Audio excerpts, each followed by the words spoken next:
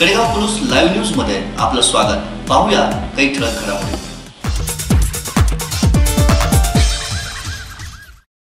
Kadegaon police या विभागासाठी KP news या नावानं जे न्यूज चॅनल सुरू केले त्या चॅनलच्या माध्यमातून या तालुक्याच्या परिसराचे प्रश्न जनतेपुढे यावेत आणि त्याच्या माध्यमातून जनतेला न्याय मिळावा अशा प्रकारची अपेक्षा व्यक्त करतो आणि या चॅनलला या निमित्तानं मी हार्दिक शुभेच्छा देतो।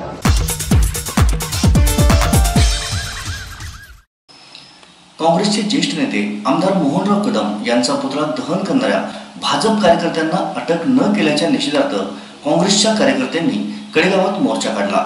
युवक काँग्रेसचे प्रदेशाध्यक्ष डॉक्टर विश्वजित कदम आणि युवा नेते डॉक्टर जितेश कदम यांनी या मोर्चाचं नेतृत्व केलं। काँग्रेसचे ज्येष्ठ नेते आमदार मोहनराव कदम यांचा पुतळा दहन केल्याप्रकरणी अजूनही संबंधित भाजप कार्यकर्त्यांना अटक न झाल्याच्या निषेधार्थ आज काँग्रेसतर्फे कडेगाव इथं मोर्चा काढण्यात आला। मोर्चाचे नेतृत्व युवक काँग्रेसचे प्रदेशाध्यक्ष डॉक्टर विश्वजित कदम आणि युवा नेते डॉक्टर जितेश भैया कदम यांनी केले। यावेळी डॉक्टर विश्वजित कदम यांनी भाजपवर घणाघाती टीका केली। सत्ता कुठल्याही पक्षाची असली तरी कदम घराणे कडेगाव पोलीस भागात आपल्या सुसंस्कृत राजकारणाच्या माध्यमातून काम करत राहणार अशी त्यांनी ग्वाही दिली। युवा नेते डॉक्टर जितेश भैया कदम यांनी आपल्या आक्रमक शैलीत पुतळा दहन प्रकरण आणि ते करणाऱ्या भाजप कार्यकर्त्यांचा समाचार घेतला। काल ह्या लोकांनी काल आमच्यावर 3-4 गुन्हे दाखल केले। जे गुन्हे त्यांच्यावर दाखल केले गेले तेच गुन्हे काँग्रेस पक्षाच्या कार्यकर्त्यांवर आज दाखल केले गेले। अरे 3 कलम नाही 50 कलम टाकली तुझा मागे सरकार नाही। कलम टाकून तयारीला आम्ही सुद्धा आहे। आजपर्यंत भूमिका जरी मऊ असेल इथून पुढची भूमिका तुम्हाला निश्चितपणे दाखवून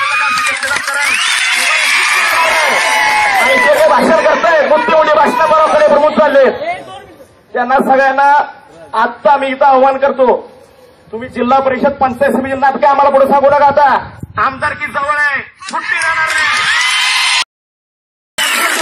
आमची ताकद काय आहे। आणि आजपर्यंत काँग्रेस पक्षाचे सर्व कार्यकर्ते त्या ठिकाणी शांत राहिले, पण इथून पुढच्या येणाऱ्या काळामध्ये जर कुठल्याही सर्वसामान्य कार्यकर्त्यांच्यावर अन्याय होत असेल तर निश्चितपणे जितेश कदम त्या ठिकाणी उभा राहील, त्यांना कुणालाही सुट्टी देणार नाही।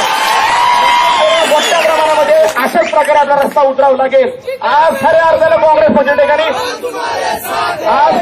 काँग्रेस पक्ष विरोधकांच्या भूमिकामध्ये आलेला आहे आणि ही सरावांनी दाखवून दिले की काँग्रेस पक्षाची ताकद काय ह्या तालुक्यामध्ये आणि जिल्ह्यामध्ये की आज आपल्या सर्वांच्या संख्येवर दिसून येते। आणि ह्या लोकांनी परवाच एक आयोजन करतायत की आम्ही सुद्धा मोर्चा काढू। अरे करून दाखवा असा मोर्चा, ताकद काय आहे। कडेगावातले सगळे नागरिक इथं उपस्थित आहेत, सर्वांना विषय माहित आहे की ही मंडळी जेव्हा शाखा स्थलांतरित करण्याची भाषा करतात त्या सध्याच्या असणाऱ्या जागेपासून कुणाच्या त्यांच्या एका कार्यकर्त्याच्या मालकीच्या जागेमध्ये ती शाखा जावी यासाठी हा त्यांचा प्रश्न साधारण हातात हेच या ठिकाणी वांगी गावात झालं की जिल्हा मध्यवर्ती बँकेची शाखा तुमच्या काकाची नाही, ही लोकांसाठी उभी केलेली शाखा आहे।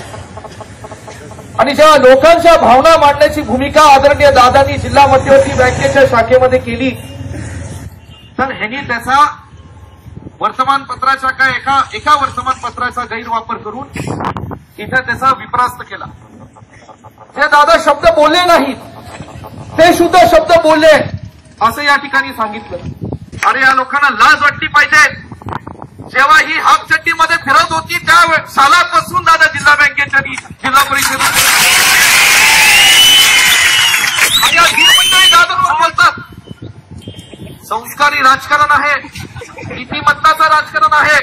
दादांचे साहेबांच्या आदेशाखाली या ठिकाणी चौकटीखाली संसाराखाली आम्ही या ठिकाणी काम करतो।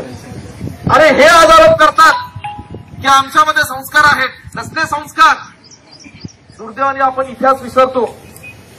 95-99चा काळ आठवा, खोट्या पद्धतीचा अपप्रचार करून ह्यांनी त्या काळामध्ये सत्तांतर या ठिकाणी केलं। या ठिकाणी खोट्या बातम्या वेगवेगळ्या वर्तमानपत्रात आणल्या, स्वतःच्या सुटकेमध्ये भ्रष्टाचार केला। तो भ्रष्टाचार त्यांच्याच गावातल्या एका कार्यकर्त्यांनी जेव्हा उघडकीस आणला तेव्हा मारण्याचं ह्यांनी कट रचलं।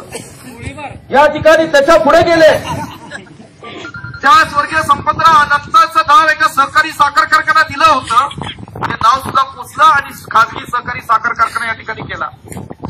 आणि या करतात. अरे 299 ते 2014 काँग्रेस राष्ट्रवादीचं सरकार होतं. तुम्ही राष्ट्रवादीचेच कार्यकर्ता होता ना. 14ला वारं फिरलं, लगेच आकाशची कापडं बदलली, भाजपची ते सोपं आहे. ज्या पक्षाने तुम्हाला लहानाचं मोठं केलं त्या पक्षाला जर निष्ठा ही दाखवू शकत नाही, त्या या तालुक्यातल्या सर्वसामान्य लोकांच्या जनतेची काय निष्ठा दाखवणार, हा खरं तर मला कामाला कमी पडून देत नाही. सत्ता राज्यात कुणाची असो नसो, साहेबांचा दादाचा या राज्यात एवढा दबदबा आहे. कुठल्याही मंत्रालयाची कुठल्याही पक्षाची सत्ता असो, एवढी ताकद आणि हिंमत. सीतेच्या सुटकेसाठी लंकेमध्ये गेले होते. रावणाला सुद्धा वाटलं हनुमानाची शेपूट जरा जळूयात, बघू काय होते. अरे लंका जळली तिथं.